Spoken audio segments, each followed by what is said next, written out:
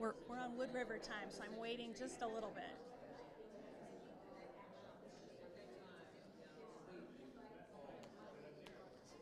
All right, you good? I'm good. All right, welcome everyone. Can everybody hear me? Okay, good. It is working. Perfect. Good evening. I'm super excited that so many people showed up today in the middle of May. And it's actually a pretty decent night out there, so hopefully there'll be enough time for a walk afterwards too. We would also like to welcome our live stream audience. So we are live streaming tonight, so you'll be able to watch this later if you choose.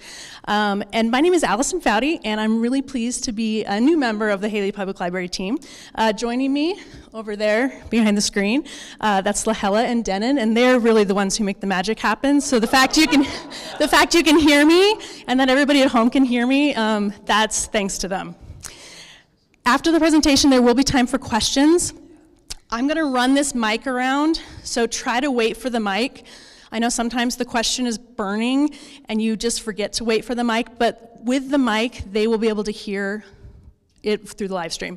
If you forget, John will repeat your question because he is also mic'd up. So it's my great pleasure to introduce today's speaker. Probably most of you know him, local author John Rember. John was born in Sun Valley, Idaho, grew up in nearby Sawtooth Valley. He was educated at Harvard, earned his MFA at the University of Montana. He's worked as, there's a lot here, ski patrolman, wilderness ranger, technical writer, concrete and construction worker, high school teacher. That was probably the hardest one, right? Yeah, actually, Lahela knows too. Yeah, I had trouble holding it. A bartender, that I'd like to have us talk about that. A journalist and a professor. He taught for many years at the College of Idaho in Caldwell and in the Pacific University MFA program in Forest Grove, Oregon. John lives and writes in the Sawtooth Valley of Idaho. He's published several books, and most of them are back there. We have, I think, all of them at the library, or at least most of them, including 100 Little Pieces on the End of the World, which received the Idaho Book of the Year Honorable Mention in 2020. If you've read that book, if you haven't read that book, you should read it. If you have read that book, you know. MFA in a Box, a Why to Write book. His memoir, Trap Lines, Coming Home to Sawtooth Valley, which was the Idaho Book of the Year in 2004, and 3 short story collections. This evening, John will read some of his brand new work, and we are so thrilled he has chosen to share this work at the Hailey Public Library. Please join me in welcoming John Rember.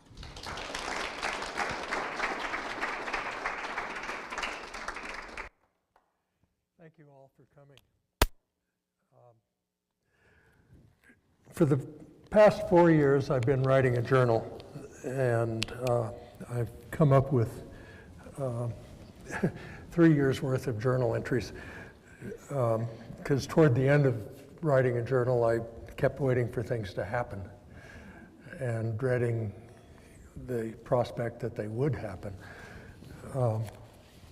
So I slowed my pace quite a little bit. But I'd like to tell you a little bit about those journals. We're going to try to publish them by the end of this summer. And that'll give you a little context for the readings I am going to do later.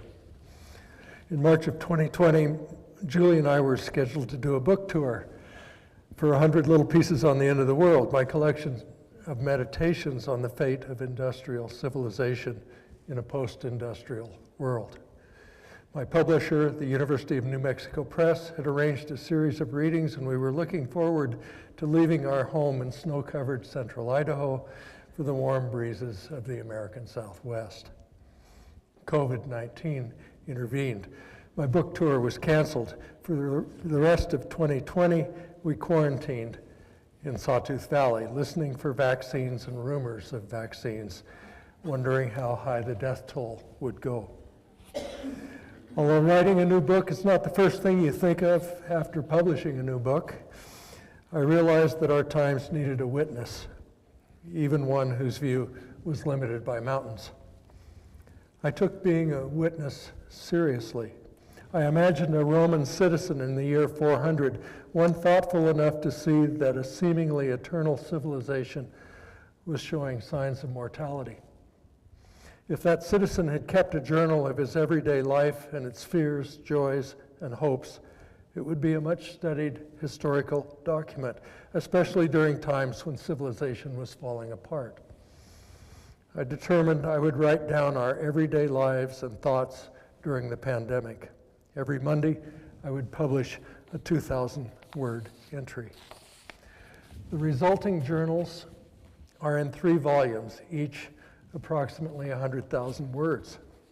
Things add up. And the first is titled Endnotes. It focuses on the unvaccinated first year of the plague. Its entries are shocking because of millions of mostly forgotten deaths, and because they remind us that at some level, Americans have realized they're helpless before events. They have defended against that realization with denial, apathy, and a fierce effort to control arenas small enough to be controlled. The first entries indicate our country was making those efforts from the very beginning. My own efforts centered on privately remembering what was being officially forgotten. The second volume is titled Ghost Dance. It expands the meaning of plague to include war, climate disaster, and human evil. It is a dark and meditative collection. It lives up to its title, which recalls 19th century Native American ceremonies designed to push white settlers back to Europe. Such ceremonies, however ineffectual, enraged white people and were the nominal cause for the massacre at Wounded Knee. Ghost Dance explores the consequences of deliberate unconsciousness in personal, civic, and international matters. It suggests that without consciousness, our ceremonies and rituals no longer hold any power. Writing Ghost Dance, I tried to separate what I saw from what I thought I saw. It was an inexact science. I did become adept at expressing forbidden thoughts.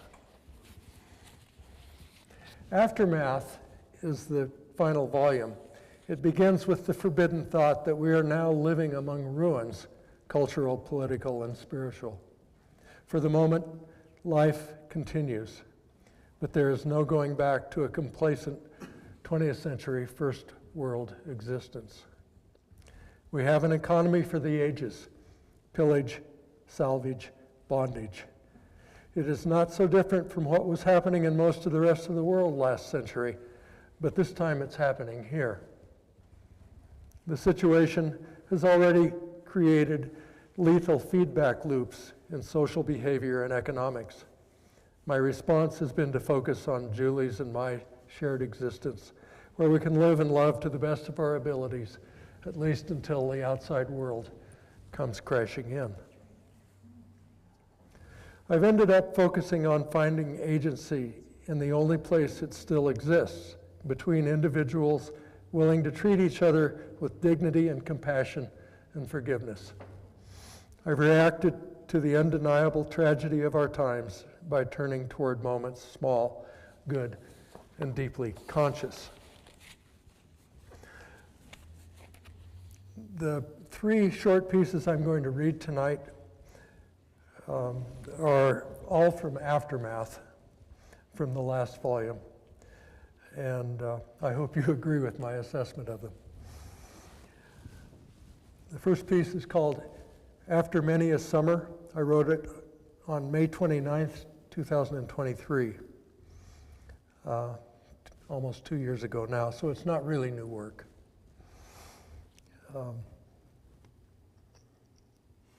Julie had a birthday last week. She celebrated it by getting in the car and heading for Yellowstone Park and Chico Hot Springs Resort. I was lucky enough to get to go with her. At Yellowstone, we stayed at the Lake Hotel, the park's oldest hotel. At Chico, we stayed in the Warren Wing, named after Warren Oates, a once rising movie star now mostly remembered for his role in the hyper-violent Western, The Wild Bunch. Oates was a regular at Chico before Chico was cool, and his support of the resort helped transform it from a funky, cheap, rundown place into a high-end destination for pleasure-seeking nomads. The hallways of the Warren wing are covered with photos of Warren Oates. Movie stills, of course, but also shots of Oates and various female companions. He's 40 years gone now, and those women are no longer young. Chico's changed as well. It's an increasingly famous culinary destination. Demographics being what they are, every evening its dining room is full of widows. Women in their 70s and 80s in groups of 2 and 3 and 4. They talk and laugh together and tell stories about the men who used to be in their lives. Possibly they tell stories about Warren Oates, possibly about being married to Warren Oates. He married 4 times, which implies some good stories, if not always happy ones. Oates died of a heart attack at age 53. That seems young to me these days. It must have seemed really young to Warren Oates. Death must have been a disappointment.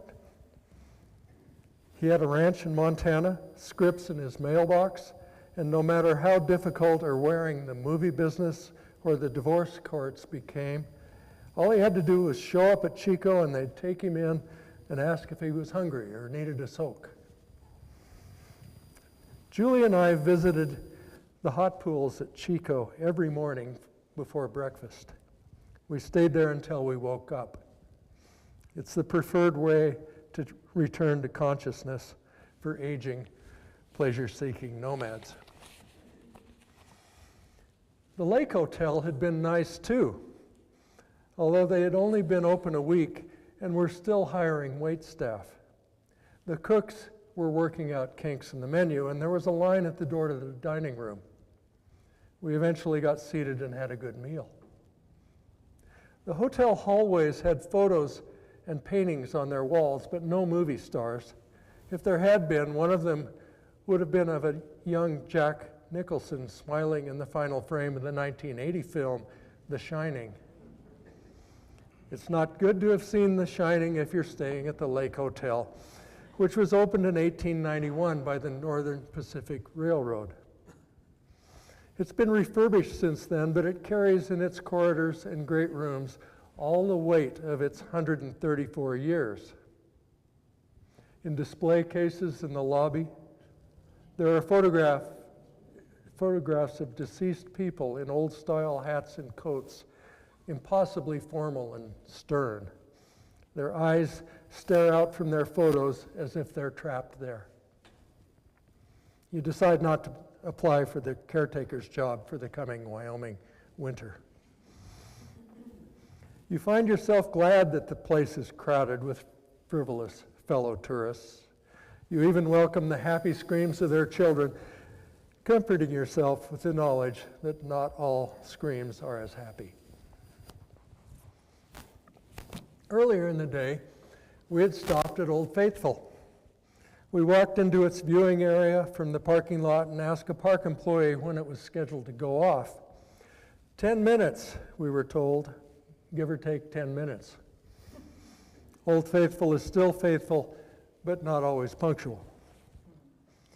We quickly joined 1,000 onlookers, most of whom had been waiting a half hour or longer. A boy and a girl, 20-somethings, were sitting on a bench in front of us, and 10 minutes later, when the geysers started showing signs of life, the boy set his phone on a tripod, got down on one knee, and gave the girl a ring. In the background, water and steam shot high in the sky. 1,000 cheers for Old Faithful. 1,000 cell phones shook at the end of 1,000 arms. Yes, yes, I will, the girl shouted over the crowd. The boy kissed her. She kissed him back. The crowd, noticing what was going on, stopped cheering Old Faithful and started cheering the new couple. I knew you were going to do that, said the girl. I hoped that for the rest of her life, whenever she said those words, she was going to be as happy as she was at that moment. After Old Faithful, we visited the artist's paint pots. a series of multicolored mud springs on a hillside a half mile from its parking lot. 100 other people accompanied us, and we all watched as pools of wet clay slurped and blubbered and spewed thick, ropey streamers into the air. It was comically organic, as though goofy amphibians were living a few inches below the surface, burping and farting and muttering rude things in amphibian language about tourists. It's impossible to see yourself as a serious naturalist when you're walking around the artist's paint pots. You can't even see yourself as a serious artist. You have an impulse to finger paint. You realize it's a good thing that the viewing platforms are surrounding by railings and keep off delicate thermal areas signs, ensuring you and your fingers safe distance from the boiling mud. We left the paint pots and stopped at Norris Geyser Basin, home of Steamboat Geyser, the world's best of breed, which shoots water 300 feet in the air if you're lucky enough to be there when it goes off. Dormant periods range from 3 days to 50 years. When we've walked to it during past visits, there have been retirees sitting in lawn chairs, drinking wine and waiting for an eruption. None of them were waiting with an engagement ring. The basin contains other violently unstable geological features. Now and then, the Norris geysers have produced steam explosions and rock shrapnel rather than steaming sunlit rainbows. If the Yellowstone caldera blows its top, it'll likely happen first at Norris. So there's always a little shiver of excitement when you walk around its boardwalks. We saw, at least we think we saw out of the corners of our eyes, some real artists at Norris, photographers in mossy oak camouflage, carrying mossy oak cameras with giant mossy oak lenses. They were serious people, as if they knew that any amphibians under Norris would be the giant Triassic kind, with giant teeth that would grab an arm or leg and pull you under the thin crust. National Geographic would pay well for a photo of one of those if you and your camera survived that first savage bite and jerk into the underworld. Yellowstone encourages undersurface fantasies. You know there's a vast magma chamber down there somewhere, big enough if all of its dissolved gases were suddenly released to bring a decade-long volcanic ash winter to the northern hemisphere, putting an end to wars, governments, agriculture, stray human thoughts of free will, and any surviving stray humans. I never met Warren Oates. My first visit to Chico was in 1988, and he died in 1982. I did see The Wild Bunch when it came out in the summer of 1969. It was the only movie I've ever seen that made me physically ill due to the amount of blood it spilled. Slow motion and the most violent scenes hadn't helped. When I finally got to Chico, I thought the Warren Wing had been named for Warren Beatty, who had made a 1975 movie that I did like, Shampoo. That movie portrayed the painful aging of a good-looking hairdresser with so many women in his life he couldn't keep them from ganging up on him. He had thought that sleeping with his clients would keep him young. If you've seen any recent photos of Warren Beatty, you'll understand that was a bad idea. No harm, no foul was my reaction when I found out I had confused the two Warrens. By then, I had deliberately forgotten the blood and gore of the Wild Bunch, and what I now recognize as the psychological violence of Shampoo didn't seem violent to me at all. These days, I can see that it was a hyper-violent movie as well. Human beings do horrible things to each other in Shampoo, and it means nothing to any of them. The movie teaches that shallowness can be a defense against tragedy. True enough, but that's an argument that favors tragedy. According to Google Maps, it's 7 hours and 4 minutes from Chico Hot Springs to our home in Sawtooth Valley. It took us less than that due to Montana's lax speed limits and my tendency to pick up the pace when heading for the barn. It was a beautiful drive. It had been a long winter in our corner of the country, but at Livingston, the grass was greening and the wildflowers were out. We saw elk and antelope and deer, lots of cows and baby cows. The world was new again. Even Butte, the city built around the giant pit filled with purple acid, looked halfway fresh. At the Big Hole, we drove through burned areas on either side of the road, but grass was beginning to rise around the blackened trunks of trees. In Salmon, we stopped for groceries and then continued on up the Salmon River, which was flooding banks lined with new leafing cottonwoods. We barely slowed going through Chalice. In an hour, we were at our front door. It felt good to end our time as nomads. It felt good to rein in our impulse toward pleasure. While Julie was cooking dinner, I put on hip boots and went out with a shovel to patch muskrat holes in the irrigation ditch. It's hard, muddy work, and I was hungry enough I didn't stay with it long. It felt good to be doing something useful. When you first go on a road trip, you think it would be good to travel forever, living in hotels, eating at restaurants, getting poolside massages at hot water spas. But the sights you see and the meals you have eaten and the moments in the sun on a chase long begin to recall other trips, other summers, other companions. You remember movies and realize that they contain more meaning for the person you are now than for the person you were when you saw them. Your age shoots back through your life and changes it. You realize you've outlived friends and family and a bunch of the people that you've seen in movies. You realize a good many people will outlive you. These things need to be thought about. New experience needs to be brought to your old consciousness, preferably while sitting in the Spartan comforts of home. No need to come to any conclusions, but you do have to realize that as you get older, the world gets deeper. Each new experience layers over previous versions of yourself. Your life belongs to those people as much as it belongs to you. You owe them something for delivering you to the present. To call it gratitude is probably oversimplifying things.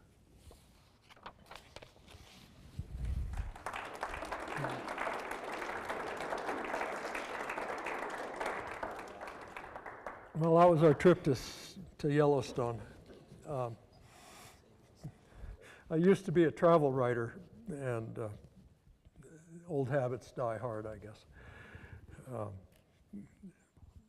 My travel writing was all over the map, too. This piece is called The Criminal Side of the Family. It was written on February 28th, 2024. Before you start thinking that I'm going to expose the Rember crime family's many crimes, let me say that we didn't lie, murder anybody, steal horses, or inflate the value of our properties to get a better rate on bank loans. We didn't have a lot of property to inflate. Anyway, a loan from the bank was seen as a one-way ticket to legal problems at best, indentured servitude at worst. If you wanted something, you saved up and paid cash for it. If you couldn't afford it, you found your happiness elsewhere. When I wrote my father's obituary, I kept it brief, emphasizing he was a good father and friend. I noted that he had been a Union man and a loyal Democrat all his life. He loved hard work, and, I wrote, His checks were good. I received letters about that obituary, several people saying those 4 final words were a doorway into my father's character, and good words for anybody's tombstone. I agreed, although I had scattered his ashes over a meadow high in the Sawtooths, and he didn't have a tombstone unless you counted the surrounding peaks. We were poor but honest, and those too aren't bad words for a tombstone, no matter where it is. The idea of the criminal side of the family arose when one of my father's cousins retired to Boise. He was a garrulous man who had spent his life selling cars, real estate, and fishing tackle. And he liked people and making new friends, and as my father said with some affection, he had a line of bullshit a mile long.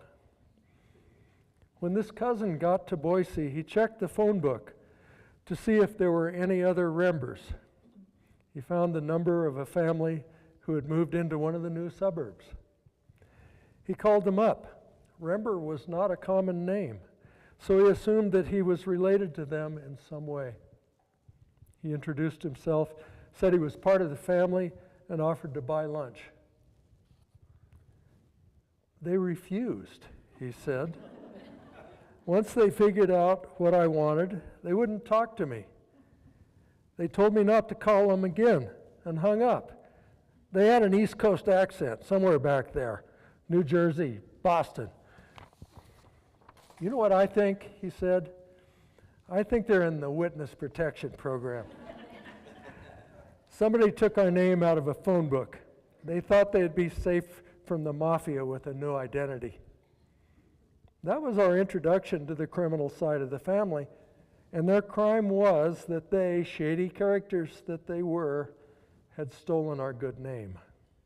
For a while, we half expected to see dark-windowed sedans cruising slowly up and down the highway outside our gate, but they didn't show. A year later, those other Rembers disappeared from Boise. We went back to being an honest bunch for the most part.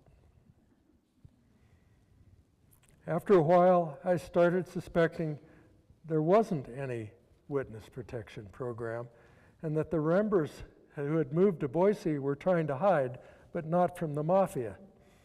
You hear about men who have a family on one end of the country and another family on the other end, and neither family knows about the other. Maybe these people were hiding from angry in-laws. Maybe they had stolen an inheritance meant for a stepmother or an extra set of children. Maybe they were the extra set of children. I know that Rembers first came to Idaho from Canada, and a bunch of them still live around Montreal. They came over from Scotland in the 18th century to land granted by the British Crown, land stolen from the French, who had stolen it from the Indians. I know this because one of the Canadian Rembers had discovered the Idaho Rembers and had sent us a family history that extended into the 20th century, listing births, deaths, spouses, occupations, and a scattering of personal histories. Rembers had emigrated to Wisconsin and Pennsylvania, and 2 brothers had come south to fight on the Union side in the American Civil War. I did know from our own family history that my great-grandfather had shown up in Hailey in 1883 and had prospered, becoming the county sheriff around 1890. The history sent to us from Canada ended with a warning. You're welcome to come visit, but don't try to get any of the loot. In some distant Canadian wonderland, people lived like royalty on their grant of crown land. They were a crime family by way of settler imperialism, but they weren't about to confess they hadn't been on that land since time immemorial. I began to wonder if any of the Rembers belonged anywhere. I imagined that family who showed up in Boise full of the hope and optimism of a new start, only to find that the people they were trying to escape had beaten them there, and they had no choice but to pack the car and become refugees again. Who were they? Why weren't they willing to have lunch with my father's cousin? Why move to Boise of all places? Questions without answers. No unbroken story led from Scotland to Idaho. But stories break all the time. My grandmother's house in Hailey was torn down to make way for a McMansion, and the only place you can find the Rember name is in the cemetery. We're gone from the Wood River Valley, thanks to death from old age, gentrification, and the lure of new territory on the Salmon River. I doubt if we'll ever call Hailey home again. Resort communities in the West have a circular history, one that erodes individual events and identity.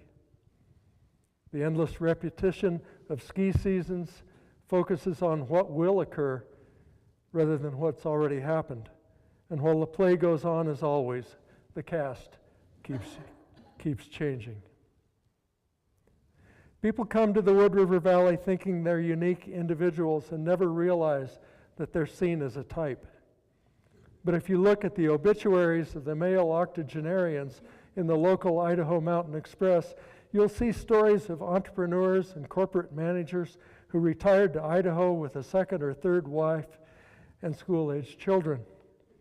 They see their new home as a frontier and their arrival as the very start of local history. They ski and fly fish and dine in local restaurants for a few decades until they get too old to navigate icy walkways. They die in warmer places, but they live on in their local replacements, some of whom marry their widows and ex-wives.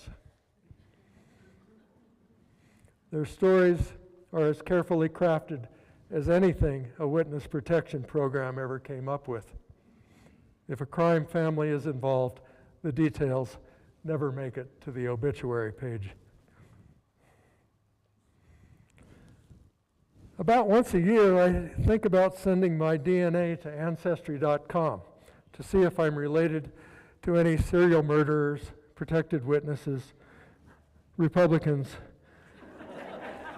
or if I might be able to launch a takeover of the British throne by the Plantagenets, who were a crime family. Thus far, I've resisted the temptation. The legend of a freebooting Scot who maneuvered his way into a grant of stolen land. No telling why he was in a hurry to leave Scotland, but it might have been more than the climate. It's better than finding out my DNA has passed through 60 generations of serfs and peasants, the sort of people Thomas Hobbes had in mind when he wrote about lives nasty, brutish, and short. I do know I come from people who were damaged in body and soul by the Great Depression, and to the extent that their trauma has been recorded in my genes, I have a sensitivity to the violence inherent to recessions, real estate bubbles, and false dreams. My father was born into an intact family, but by the time he died, that family had been scattered across the country. They recovered mostly from the 1930s, but all of them bore the marks of lonely struggle. I'm incredibly fortunate to have had parents with the will to make something from nothing. My life has been pleasant and civilized. When I've had bad luck, it's been of the good variety. When I've had luck, it's been of the good variety, and bad luck too. My line of bullshit has gotten a bit shorter as the years have gone by. I've paid all my credit card bills on time. I haven't had to have the FBI invent my life. As far as I know, my crimes have been all misdemeanors. When I've encountered life's pitfalls, there have been always ways to climb back out. That's a lot of words to put on a tombstone, even if I did leave all the bad parts out. If whoever orders the engraving is paying by the letter, my epitaph will will get savagely edited. Even long epitaphs are incomplete anyway. Life is too complicated for language, no matter how hard you try to capture it. About the best you can do is greet St. Peter with an entertaining collection of almost true excuses and hope and pray he hasn't heard them before.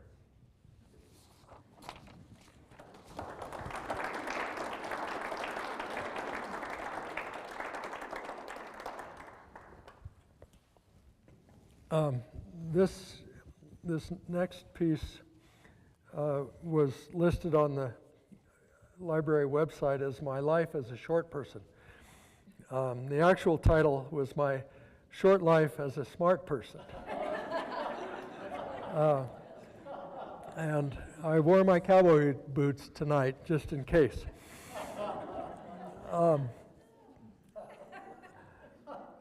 But I was wondering if it went out as life as a short person, what the audience was going to look like. And so anyway, here we are. Some of us taller than others.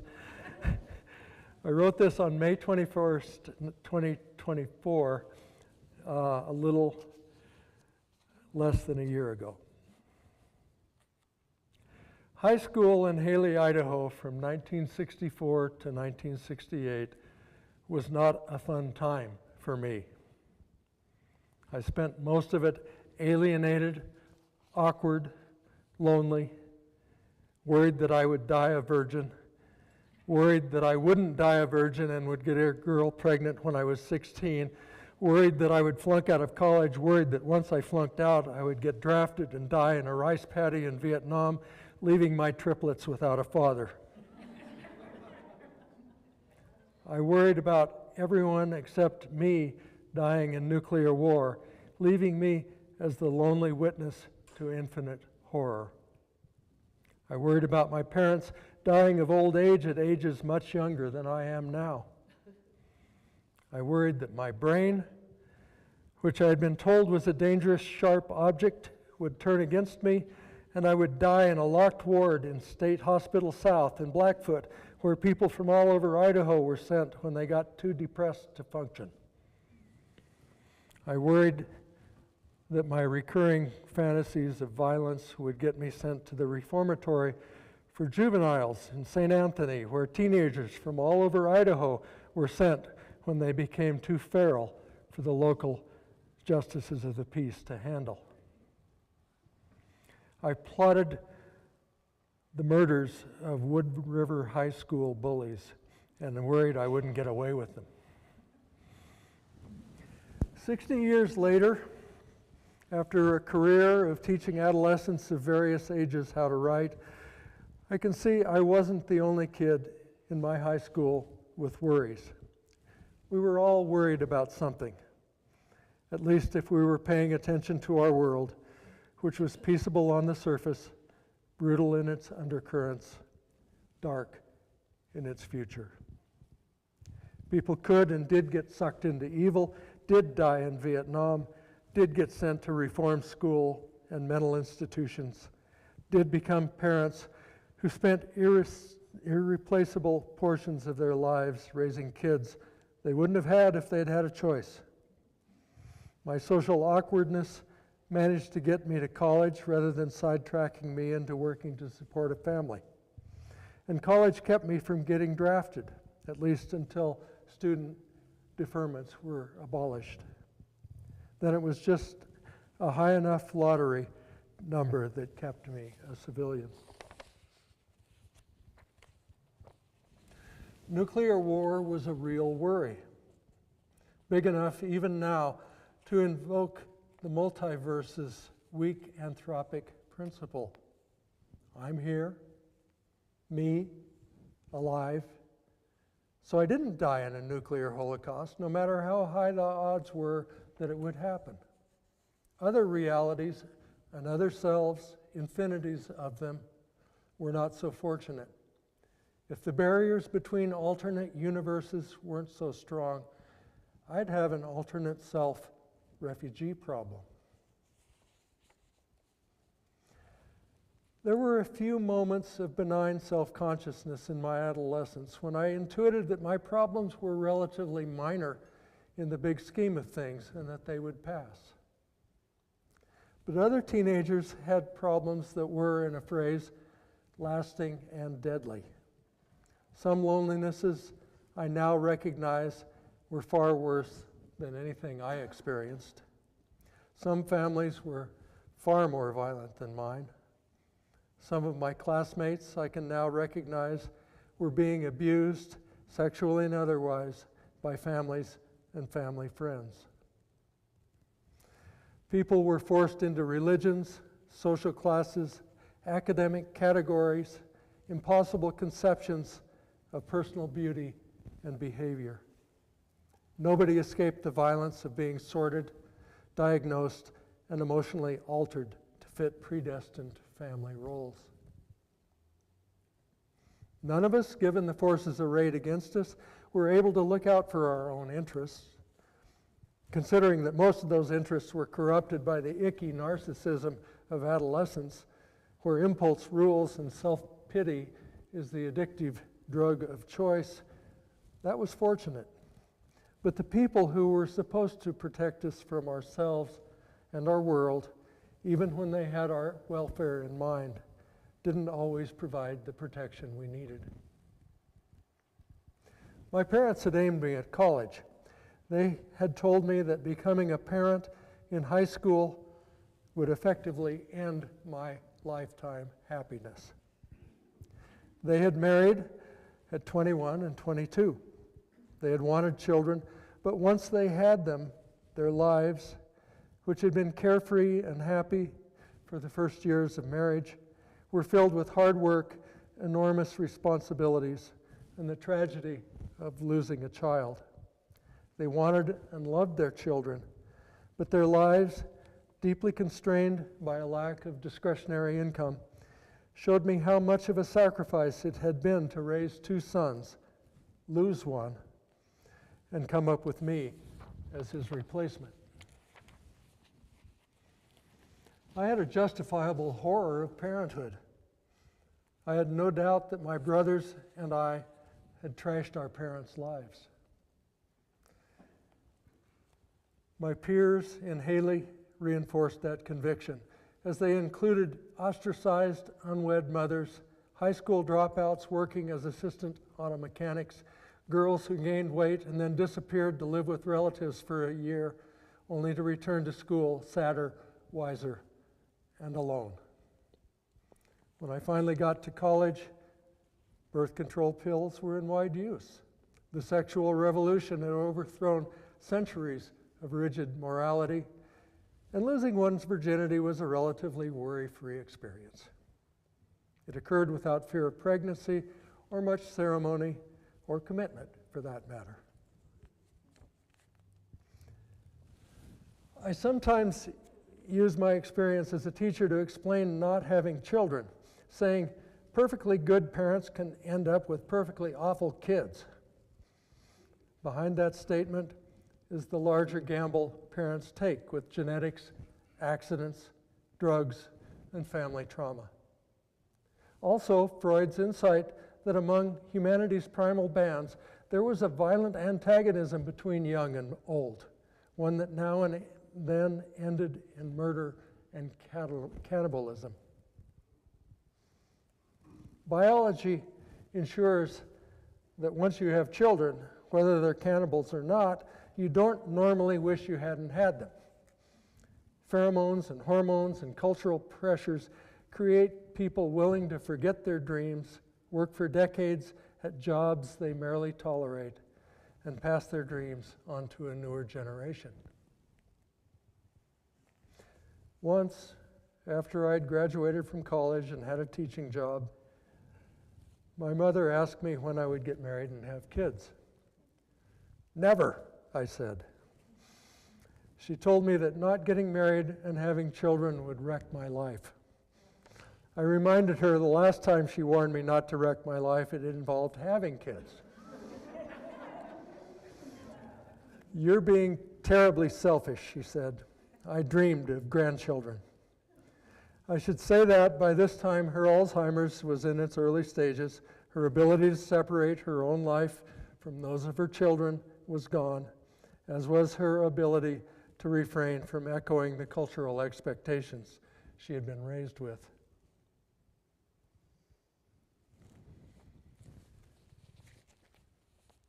The district guidance counselor during my time as a grade school and high school student in Wood River was a pleasant-looking, heavy-set woman, middle-aged and single, with a broken engagement in her past.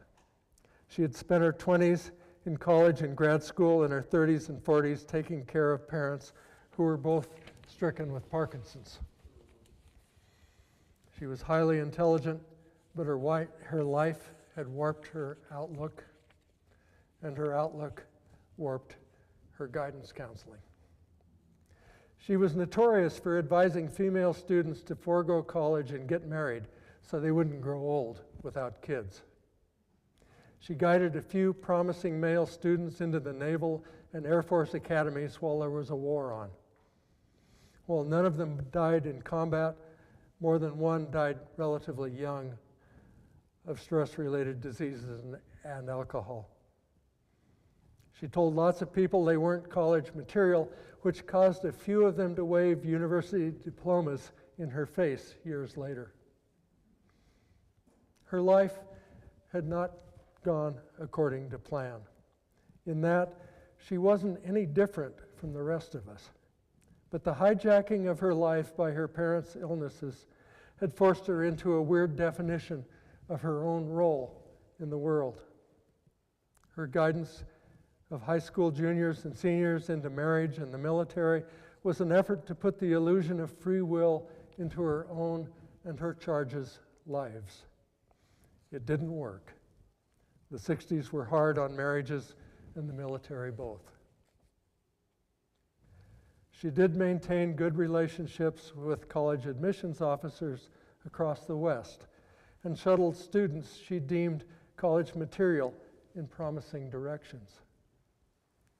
For the misfits, the delinquent, the alienated, the creatives, the inarticulate, she didn't do well at all.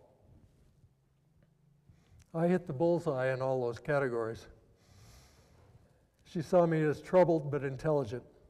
That was an irresistible invitation to project her own hopes and frustrations onto my innocent little head.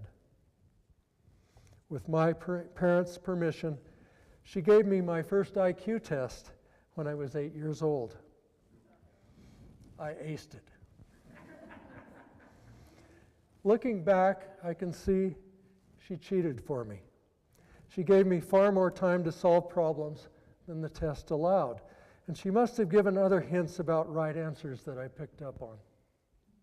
I ended up with an embarrassingly high IQ, which she reported to my parents, who leaked it to my older brother and to their friends and to me. The information did not endear me to family or community or myself. The next year, my guidance counselor arranged for me to skip 4th grade. Between the IQ test, skipping a grade at Ketchum Elementary School, and spending the summers in Sawtooth Valley, far away from my classmates, I was well on my way to be an inadequately socialized and freakishly smart kid in an arena where being smart was not at all cool. She never let up. When it was time for college, she helped me get into Harvard. She edited and revised my application until it conformed to the sensibilities of a sophisticated admissions committee familiar with the narrative concept of the Bildungsroman, or initiation novel. In a Bildungsroman, a talented rustic journeys to the big city, learns its ways, and becomes fabulously successful, and then returns to his hometown to treat the people who scorned him with kindness and generosity. My guidance counselor died in her 60s, of hereditary Parkinson's, which is not a good way to go. But she lives on in my life for better or for worse. Being smart, as Ted Kaczynski might tell you, allows you to break certain societal rules. You shouldn't take it as far as Ted did, but you can look critically at marriage and children, careers in law and medicine, team sports, conspicuous consumption, and conventional morality. But being smart is also a rigid and limiting role. Perhaps because I've never felt very smart, I've been hyper-conscious of the moves you must make to appear smart. That first IQ test, as bogus as it was the moment my story stopped being about free will and started being about fate. Over the years, I've gotten smarter trying to live up to the role I was cast into. It helped that I learned to love books. It helped that once I learned how to write, I tried to put my experience into words. It helped I never mistook a diploma for an education, my own opinions for facts, or my decisions for outcomes. My life has in no way resembled a Bildungsroman. I'm still a rustic, and I will forever come up short in the forgiveness department. I can still remember every cutting remark, every scornful glance I received during my high school years. I do know that in the end, God or karma or the laws of physics catch up to all of us, the cruel and the kind, the smart and the stupid, the educated and the ignorant alike. If that fact allows for a few moments of schadenfreude, if somebody gets his before you get yours, that's one of life's guilty pleasures. In my case, it's more guilt than pleasure, because I've finally realized that the smartest thing you can do with your life is to make sure that by its end, that your kindnesses outnumber your cruelties. That's hard because we live in a cruel world, and the thing we call the self is not a personal creation. Selves are community projects, and they're handed to you well before you're old enough to understand that it's a loan you'll have to repay. You'll repay it by spending your life being the person others, some of them long dead, have imagined into existence. It's your life's work. It matters whether the community that created you allows you to look over your own shoulder. If it does, you can now and then think about your life, wonder how you got to where you are, and take an occasional day off from worrying where you're going. You can even commit the occasional act of generosity. Thank you.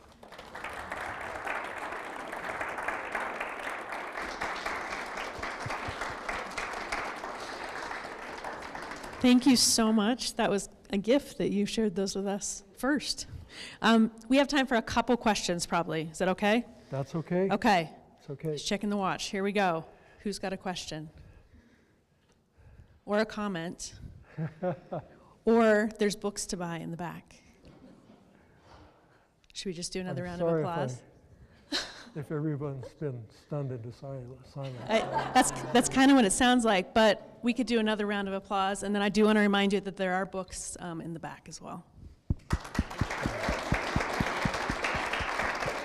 Thank you all very much for coming tonight. I very much appreciate it. And thank you. It would be nice to have seen some class of 1968 Wood River High School students. Not 68 though, Jay, right? Well, Jay and I attended Wood River High School together, and then we worked together as Forest Service workers for a while. I didn't last as long as Jay did, though. Oh, okay, thank you.